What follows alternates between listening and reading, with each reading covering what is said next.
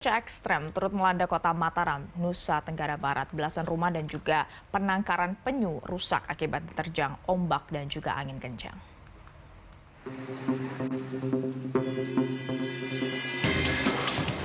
Belasan rumah nelayan di dua kecamatan di pesisir pantai kota Mataram, Nusa Tenggara Barat rusak akibat diterjang ombak besar dan angin kencang hari ini. Salah seorang warga Jempong Baru, Kecamatan Sekarbela, Martini mengatakan, ombak pantai sudah terjadi sejak kemarin sore. Akibatnya belasan rumah rusak hingga ambruk. Selain itu, aliran listrik juga putus. Kan waktu asar ombaknya agak tenangan. Kita kira nggak besar kan, lalu maghrib ombaknya langsung ngamuk gitu. Ngamuknya itu jadi saya suruh saudara-saudara saya ngangkut barangnya keluar kan. Ya diangkut keluar semua. Jadi pas Isa itu rumahnya ambruk gitu. Angin kencang juga menerjang tempat penangkaran penyu yang sudah menetas hingga menghanyutkan ribuan ekor tukik.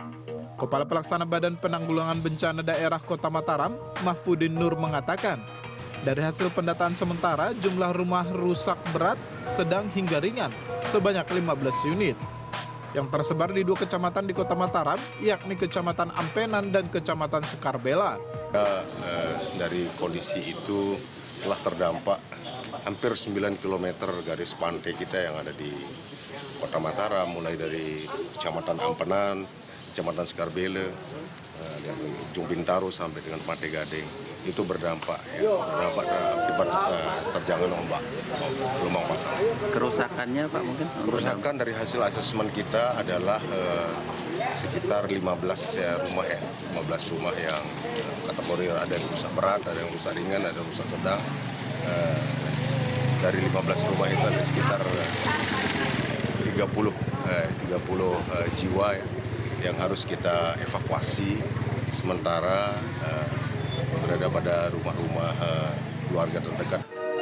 Pemerintah Kota Mataram melarang warganya untuk merayakan pergantian tahun baru, khususnya di tempat-tempat wisata seperti pantai yang berpotensi rawan bencana.